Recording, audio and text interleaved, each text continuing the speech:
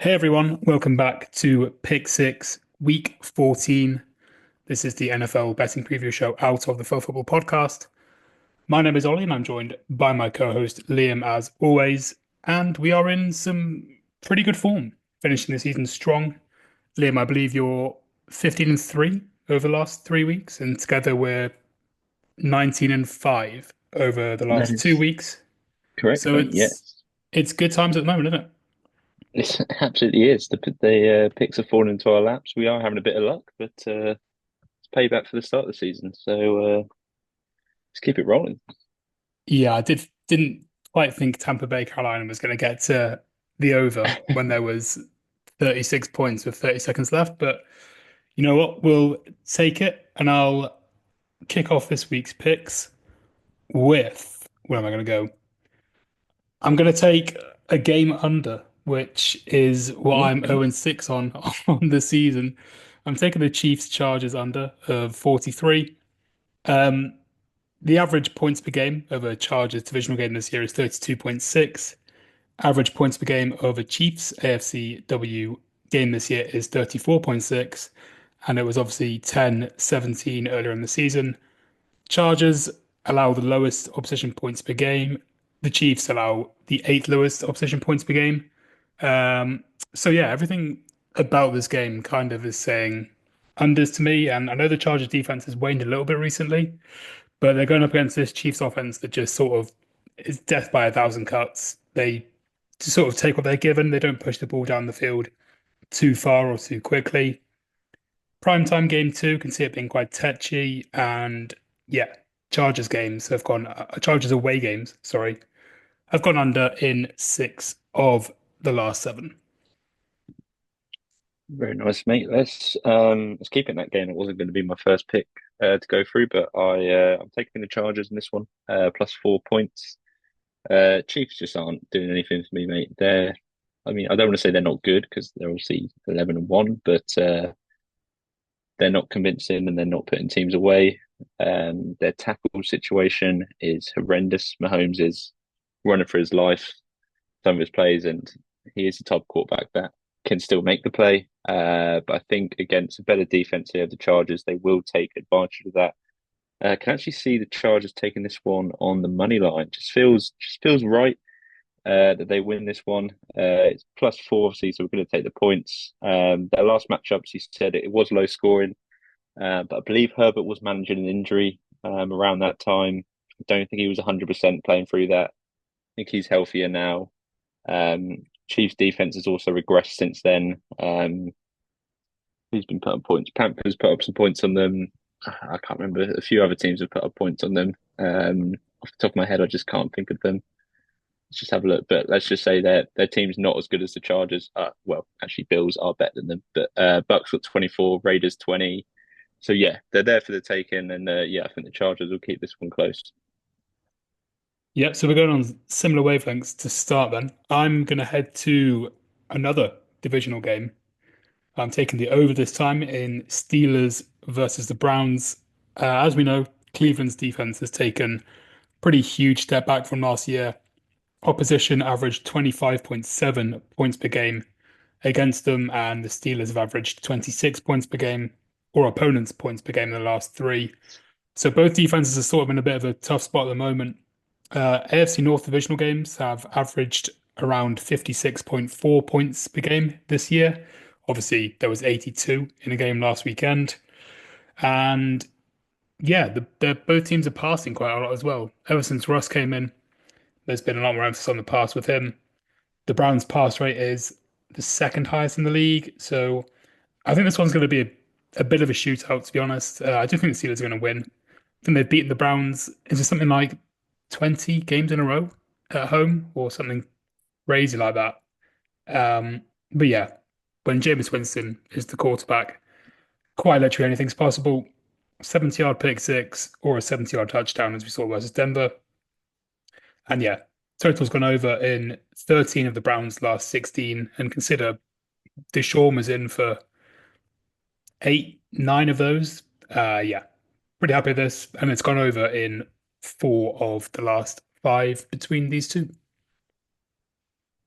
Nice pick, mate. Nice pick. I'll keep it with another underdog, and it's a team I've sort of been fading all year, but the numbers have tempted me this week. I've got the Falcons plus 5.5. Obviously are they on the road or are they at home? I think they're at home to no, sorry, on the road to the Minnesota Vikings. So a dome game. Kirk Cousins going back to his own team. See the Vikings 10-2, Falcons on a 3-game losing streak. But the Vikings, out of their 10 wins, seven of them have been one score, so 8 points or less. I can't see Kirk Cousins playing any worse than he did last week. See the 4 picks, just a dreadful game. However, the main angle for me here was their defense. Actually, I know I have slated their defensive line not getting pressures, but after the bye week, came back first game with 5 sacks against the Chargers. Maybe Raheem Morris has installed something there. I'm willing to take that pick. Falcons +5 with their defense playing a little bit better. Yeah, I didn't realize that Cousins threw 4 picks. I thought he threw like two, not four. I checked his stats off. As like, when the hell did that happen? Um, but the Falcons, the only thing with Falcons is they do just love beating themselves up. Like the Yeah, missed field goals, the interceptions. But yeah, they the stats are there. They're just sort of not executing, so they're due one. Um, Let me finish off game props then with my biggest gut feel pick of the week, um, which is the Dolphins -6. This is, yeah, the Jets' struggles this year, obviously very well documented. You could say the wheels fell off, but I don't think the wagon even left the station, really. Dolphins getting healthier, sort of getting back into their normal offensive groove. Defense looks better too. Brees Hall, DMP in Wednesday's practice and Thursday's practice. Sauce Gardner, I'm not sure, but I think he is questionable with a hamstring injury. He that's usually not a 1 week fix, but I'm not seeing the injury report, so can't comment too much. And this is just a huge opportunity for the Dolphins to keep their slim playoff chances alive. Um, Jets very much on the beach. They can still make it if a million results go their way. But interestingly, Dolphins have won their last 8 at home against the Jets, including 2 shutouts and wins of 8, 5, 7, and 11 points. I think they're going to do this quite comfortably by at least a touchdown, to be honest. yeah, nice, mate. I'll keep it in the AFC East with the play of the week. Jumping on the Bills here, -4. They're going to LA to play the Rams. It's going to be like a home game. Bills Mafia is going to travel there. So far, is going to be looking blue. Josh Allen playing lights out right now. And the Rams, they do worry me a bit, although I do like them as a team.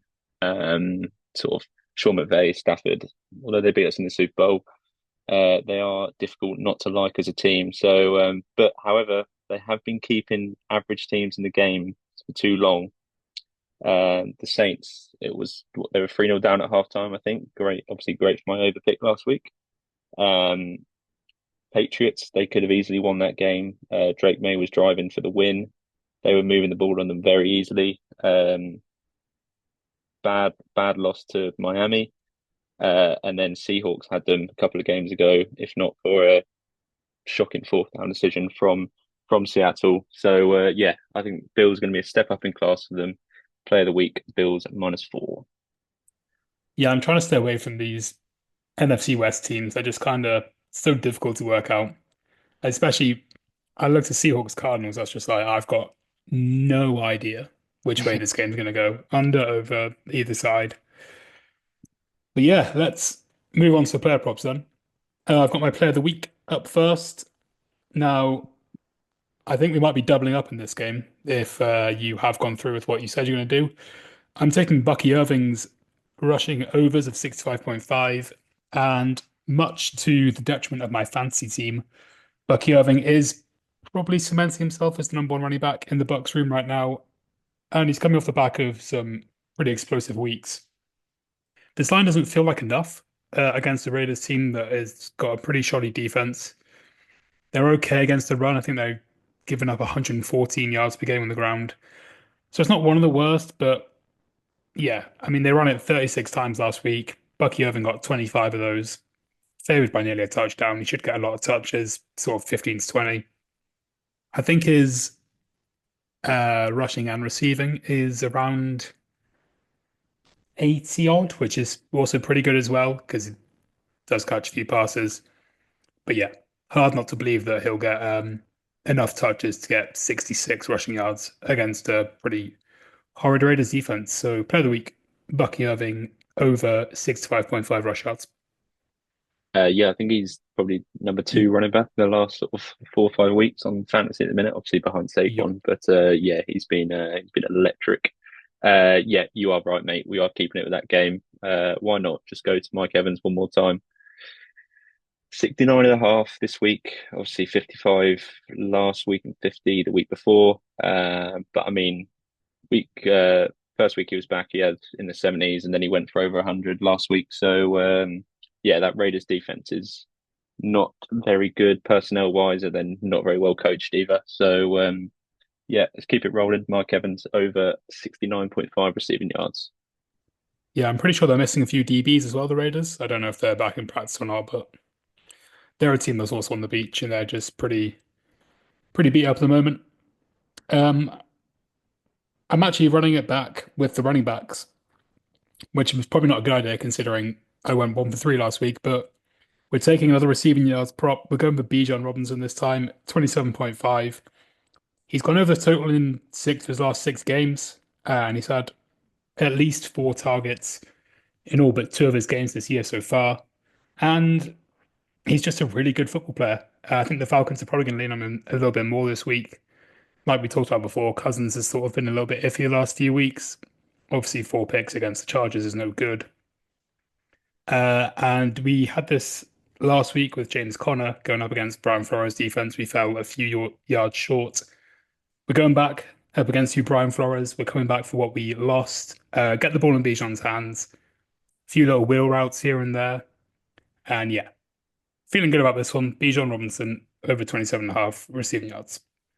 Yeah, he's been sneakily putting games up of like 130-yard scrimmage Yeah, yards, yeah, and yeah. no one's really talking about it. Except for I know I was looking at his box scores, and apart from the Broncos game where he had still like 70, which isn't great, but Yeah. yeah, he's been going over 100 in pretty much every game. Right, my penultimate pick, another wide receiver, another over, Brian Thomas Jr. of Jacksonville. Obviously, Mac Jones will be the quarterback probably for the rest of the season. So they put Trevor Lawrence on IR after the hit last week. Was watching a little bit of tapes or came across on Twitter tweet about Brian Thomas. I think he had 65, 70 yards last week. He could have had 200, 250. Every single deep ball goes to him. I think there was one drop, and then there was just a couple of overthrows. Mac Jones was throwing a couple of them, probably the overthrows. But yeah, I just like the potential here. 55.5 is probably one deep shot. If not, it's probably 5 catches, 4 catches. So yeah, I like the number here against a Tennessee defense, which I've been going after Nico Collins a few weeks ago, and yeah, I think he should be able to hit this in the divisional matchup. Yeah, very nice. Now, do I want to do this last pick? Just F it. Give me Saquon. Give me Saquon's rushing overs. Yeah, why Just not? whatever it ends on. 113.5 at the moment.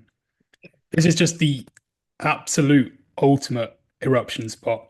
It's the best team in the league at running the ball. The MVP candidate, Offensive Player of the Year candidate. He has the most carries in the league, most rushing yards in the league.